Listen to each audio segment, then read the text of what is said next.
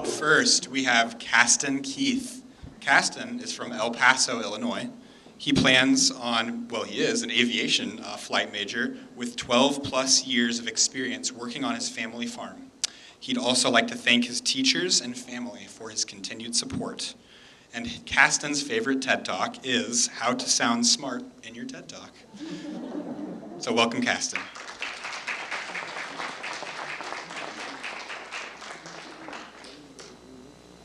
Well, my name's Kaston Keith, and my TED Talk is on GMO crops.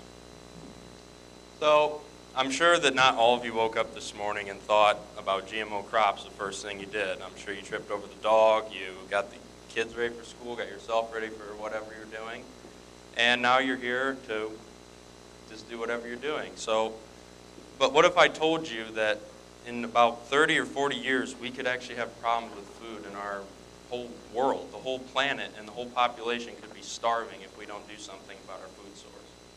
Well, GMO crops is one of our best and quickest alternatives that we have right now. So when did they begin? 10,000 years ago in the Fertile Crescent of Egypt, this happened. You can see in the left picture here, that's what early agriculture looked like, and in the picture right here is what modern agriculture looks like, and that's what I participate in. It's not the same method GMOs use as today. Obviously, there's more science and labs and things that we use. It's a lot more productive. Back then, it was very, it wasn't as complex as today's uses. So how do they work? Well, the easiest way to explain it is natural selection. I know most of you have had science here, so you've heard of Charles Darwin and his theory on natural selection. That's where we take one plant and we breed it with desired traits of another plant to get an outcome of a plant that we like. So this is the basic understanding. Now we can go into more depth, which is called polyploidy, where plants actually take up an extra chromosome on their genetic makeup. This is how we do GMOs in labs, and you can see in this picture that it's the best picture I've seen to describe polyploidy. It makes the plant bigger, the flowers bigger, the fruits bigger, and the leaves bigger. So overall, we get a more effective and efficient plant.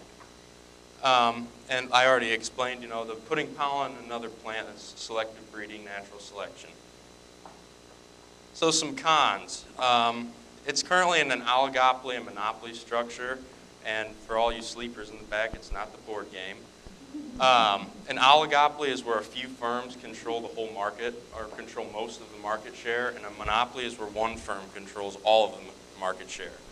Now when I say oligopoly, I mean there's few firms that actually sell GMO seed, which is Monsanto, DuPont, Syngenta, and so on. But when I say monopoly, I mean patents and licensing. You can't just go out and you make the seed. You have to go through a whole process of getting licensing deals and copyrights to stay safe from lawyers. You can get everything taken from you if you copy a seed. This new technology, it's fairly new and it's 10 years old. It's not regulated by the government like it should be. People can just go out and do really whatever they want with it. And there's not enough testing on it. There should be one. It needs to get more government involvement with it for it to advance like it should. We're currently producing more than we actually need right now. So I want you to remember this phrase, the law of supply and demand, which I'm going to get to. And we still use certain herbicides, which I wouldn't say they're very good, but that's something that we're trying to work out at the whole process. So why do we need them? There's 255 burrs every minute on this planet and about 150 to 200 deaths per minute. So we're growing at a steady rate to where we're going to need something to keep up with all these burrs and not deaths. By 2030, we're going to be at the carrying capacity. So by that, I don't mean we're not going to have anywhere to stand. We're going to have no more food and resources to withstand our population. And you can see we'll need 2 Ers to sustain us, not 1, but 2. And we can eat healthier. So we can actually take genetics and put more like vitamin E or vitamin A. We can actually enhance the nutrients in our genetically modified crops. So you can eat 1 apple and get all the nutrients you need from a bag of apples. So that's really, I think that's one of the coolest things they've done with this so far. So who do they benefit? Well, as a farmer, I'll tell you that we get higher yields from them, and I'll get to a slide here in a minute. We get a lot higher yields from GMO versus non-GMO. And we also get traits that are resistant to disease. Before GMOs, we had this thing called the corn borer in Illinois, and it would wipe out every bit of corn that it came across. It was just deadly to it. Now they've introduced a trait that actually, when the corn borer bites it, it kills it. So we don't have to worry about it anymore. The consumer, since supply is up, we get cheaper food prices. So when you go, most of you are consumers, when you go out to buy your food, you will actually pay a lower price at the store for this. The farmer gets about 16%. And traits to help the environment. Environmental impact. Such things like allergy resistance. There's actually a trait of grass out that they're working on, it's not out yet, that actually will help you. It doesn't make as much pollen, so if anybody has spring allergies, which I know is a lot of people, you can actually cut down your allergies. So I mean, that's really cool. And it boosts our national GDP. In our recession, we actually were having really hard times coming out of it. When GMOs started to spring up, we started to get more exports and more exports. That actually helped us come out of our recession. Our environment, there's less demand for pesticides and herbicides. The corn borer that I talked about, we had to spray for it. Now we don't. So when you're going outside, if you ever see the planes flying over and you start to feel kind of sick, that's mostly pesticide, herbicide, whatever. And our photosynthesis can be modified, so we actually produce more oxygen. And when photosynthesis occurs, it takes in carbon and outputs hydrogen and sugar and oxygen. So we actually get, we can get more oxygen into our air and take carbon out. So it's basically like a filter for our air. So these are some profit margins, and my grandpa gave me a big long talk about the old days on these.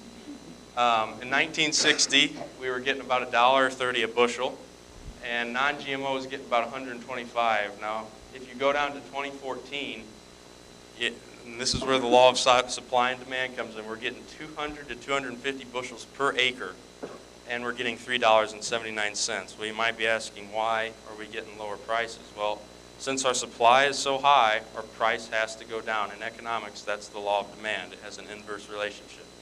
When our supply is up, our price has to go down. It has nowhere else to go. You cannot replant your genetic GMO crops. If you do, Monsanto will have your butt on a stick. They will come and they'll sue the living crap out of you. I mean, they'll take everything from you that you own, everything.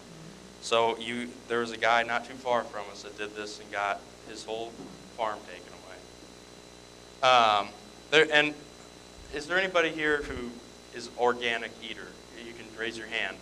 So we got a couple in here. Well, I'm going to tell you there's no real organic. I'm sorry if I burst your bubble there. There's no real organic.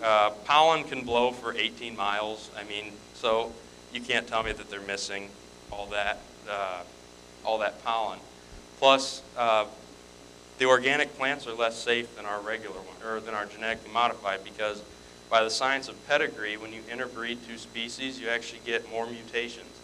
So our changing one genetic to make one mutation is actually safer than when you interbreed and get like 6 mutations that you don't even know about. We can actually control them with genetically modified organisms.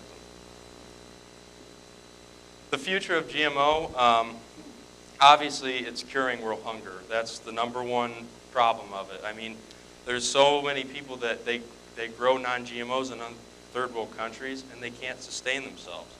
So they can get more output. And biofuels, I'm sick of gas prices. Luckily they're better.